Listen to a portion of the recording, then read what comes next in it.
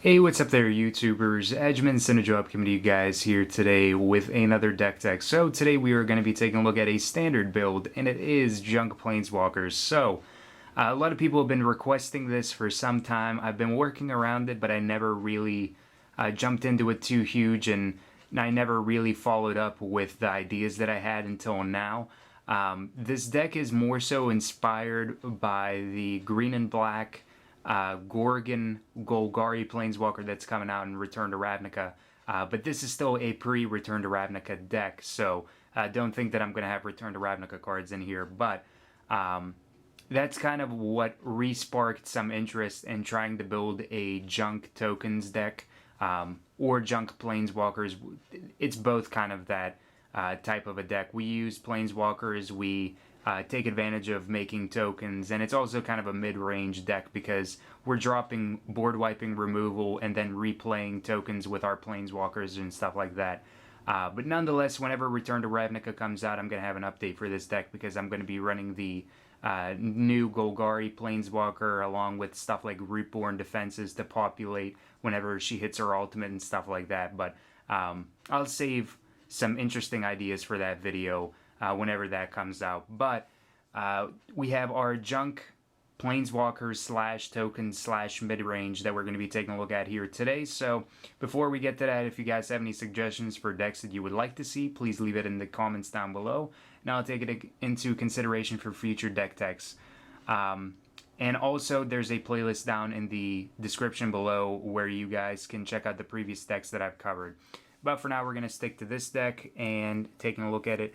And we have our mana base here, so it's 24 lands, starting off with Razorverge Thicket. So we're running a play set of these.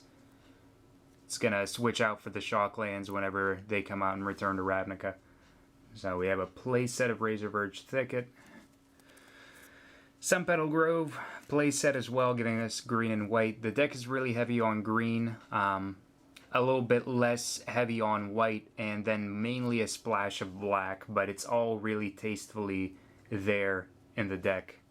Woodland Cemetary giving us green and black, running that as a playset.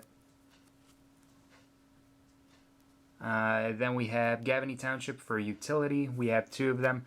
So we are running this to put +1/+1 counters on all of our token creatures. So taps for 1 generic mana, and for 4 mana, 2 generic, 1 green, 1 white tap. Put a +1/+1 counter on each creature we control. So because we have a fairly decent ramp shenanigans, to put it the best, I guess. We have ramp shenanigans that are going on, and we can easily do more things per turn, especially if it's stuff like Gavony Township. But Gavony Township is really nice synergy on top of all the tokens that we're making, even if we're dropping Wraths. So, to Gavony Township, we have basic land, so we have 5 forests here. We have 3 swamps and 2 plains. We still have a lot of mana production for the cards that we need. White has a really good exposure in this deck. Black has fairly decent exposure for a splash. It has 7. And the only 2 cards that produce generic mana are the 2 Gavony Townships, on top of the mana accelerating and searching and stuff like that that we have going on in the deck. But 24 lands, perfect for what we have going on in this deck. Now, taking a look at everything else, we have our Planeswalkers here first. So we have Garruk Primal Hunter as the big and badass Planeswalker that he is. He is a 3 loyalty, 5 cost, should I say. 2 generic and 3 green. Pretty intensive cost for casting him because we need to have all that green mana. But like I said, with mana fixing, accelerating, stuff like that, it's not really a problem. The best thing about him is his +1 makes 3 3s. And they are really hard to deal with, especially if you drop a Wrath, then make a token, and then your opponent has to deal with it, especially if they're playing aggro or something like that. -3, draw cards equal to the greatest power among creatures we control. Usually that's going to be 3, sometimes 4 or 5 if we have an Anthem out onto the battlefield. And we have like Entreat the Angels that just dropped, stuff like that. But mainly Garruk is here for his +1 and -3, -6, putting 6/6 green worm creature tokens onto the battlefield for each land that we control. That's going to be relevant because we are playing Rites of Flourishing, so we're going to have a lot of lands. So if we manage to hit his ultimate and our opponent can't deal with it, they pretty much lose. If they don't have a resolution for it, a wrath of their own or something like that, there's no point in them even taking their turn. So I've had it happen a couple of times where people online have just scooped from there on out. They just saw the ultimate and they're like, well, yeah, I can't do anything. So we're running 3 Garruk Primal Hunter. Put them off to the side here. We have 1 Garruk Relentless, and I couldn't really find slots for more of him. He's good, but he's not that good. We don't really need him because we don't run that many creatures. In fact, we only run 4, being the Birds of Paradise in this deck. But he is a 4-cost 3 loyalty. His 0 deals 3 damage to a creature, and that creature deals damage equal to its power to Garruk Relentless. If he has 2 or fewer counters on him, transform him. And his other 0 is put a 2/2 green wolf, and on his flip side he makes 1/1 Death Touch wolves. He lets us search, which isn't relevant, and he can make all of our creatures get a buff of +X/+X, where X is equal to the number of creatures in our graveyard, and also give him trample, which also isn't relevant. The Death Touch wolves are relevant, and his 0 abilities just on face are what makes him pretty good to run just as a 1-of. I actually like using him as a removal type card, so I don't run into him that much just because I only run him as a 1-of, but when I do, he seems to work out. Elspeth Tirel, running 2 of her, absolutely amazing planeswalker. She's a 5-cost 3 generic, double white. +2 is you gain 2 life for each creature we control. So we can make a bunch of tokens, or if we put her onto the battlefield and we already had a bunch of tokens, we can gain life for each one of them that we have. -2 puts out 3 1/1s onto the battlefield, and -5 is destroy all other permanents except for lands and tokens, so we can wrath with her. She's really good in what she can do, especially with being able to wrath except for tokens. The +2 is relevant because sometimes against aggro they may try to outrace us and we can gain some life there. And also making tokens is good. All around she's a good token generator card, and we're running 2 of her in the deck, so we'll put her off to the side here. Next we have Sorin, Lord of Innistrad, so we are running 2 of him. So he is a 4-cost 2 generic, 1 white, 1 black, 3 loyalty, +1 puts out a 1/1 black vampire with lifelink. -2 gives us an emblem where creatures we control get +1/+0, and those stack, so you can get more of them. And -6 is destroy up to 3 target creatures and or planeswalkers. Return each of those cards that were put into the graveyard that way onto the battlefield under our control. I don't get to use the 6 loyalty ability as much as I would like to, but it is a really awesome ability that he has. Most of the times it's the +1 and -2 using the anthem and the token generating. But I have had it happen a couple of times where the -6 was just a huge blowout. So Sorin is still really good. So 2 of him. We have Gideon Jura, so he's just a 1-of in the deck. 5 cost. +2 makes target opponent's creatures attack Gideon next turn. -2 is destroy target tapped creature, and his 0 ability turns him into a 6/6 that can't take damage.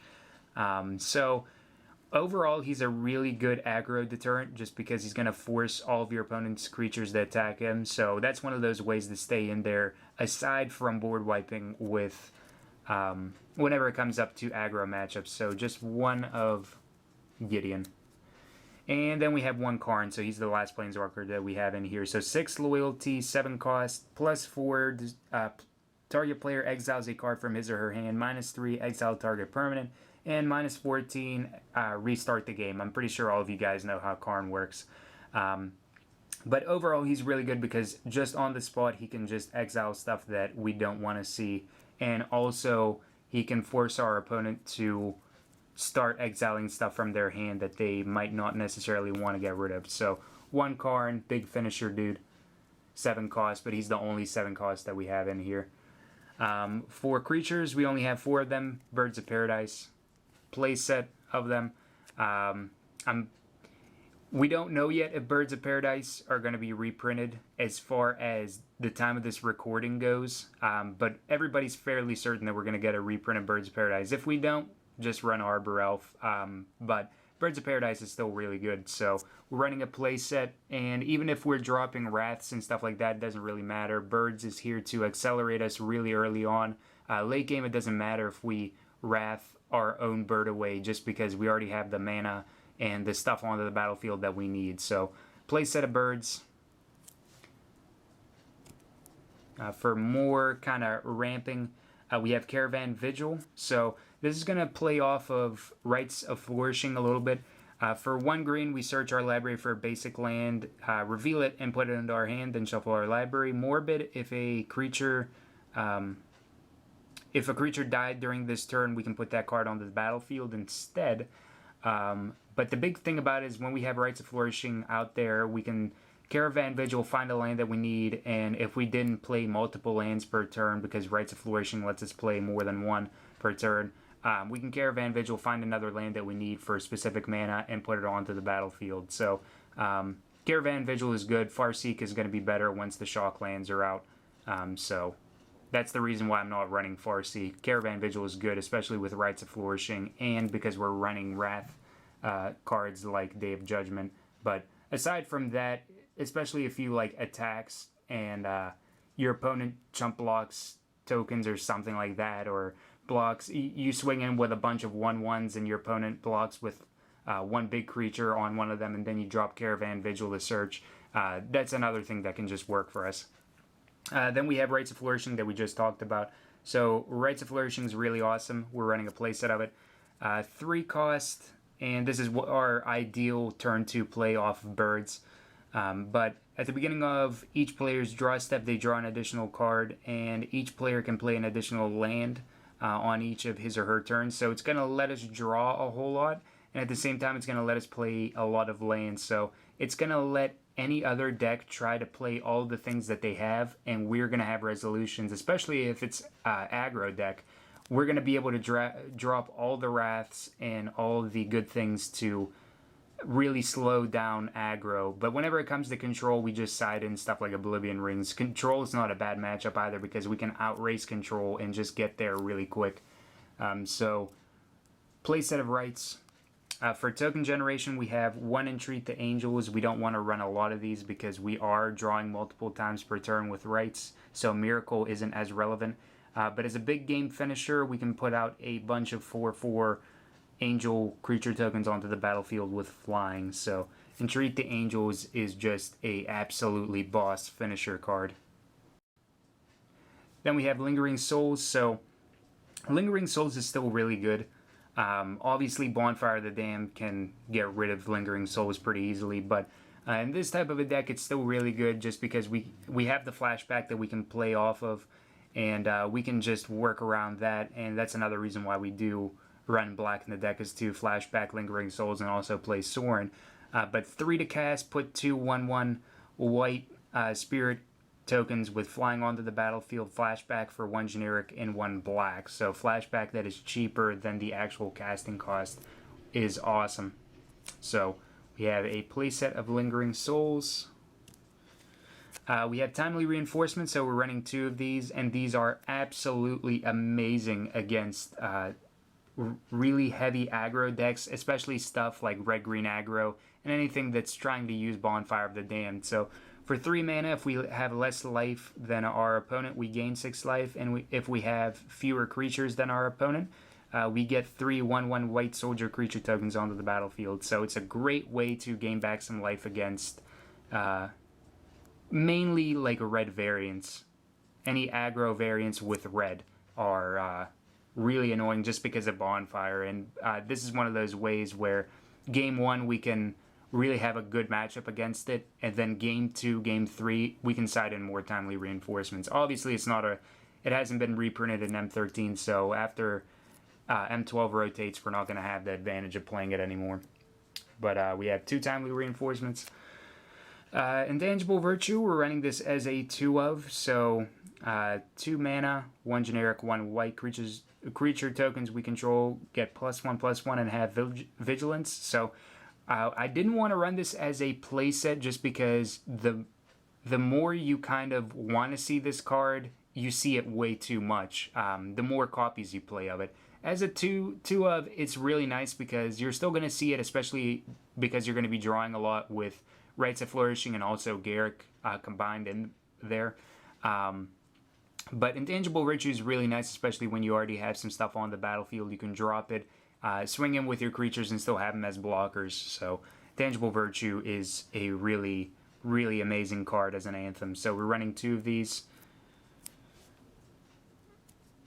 And then we have finally our removal. So we're running 3 Terminus, put all creatures onto the bottom of their owner's libraries. So this is going to kind of deter any undying shenanigans that red green aggro or zombies, stuff like that would have. But also it hits into a lot of other annoying problems that we may have. But Terminus is really nice because it's going to be less situational than Day of Judgment, even though it's a little bit more costly. We can still afford the mana to drop it and then use our Planeswalkers to put out more tokens with their abilities. So that is where the deck gets a lot of its mid-range-ness from it.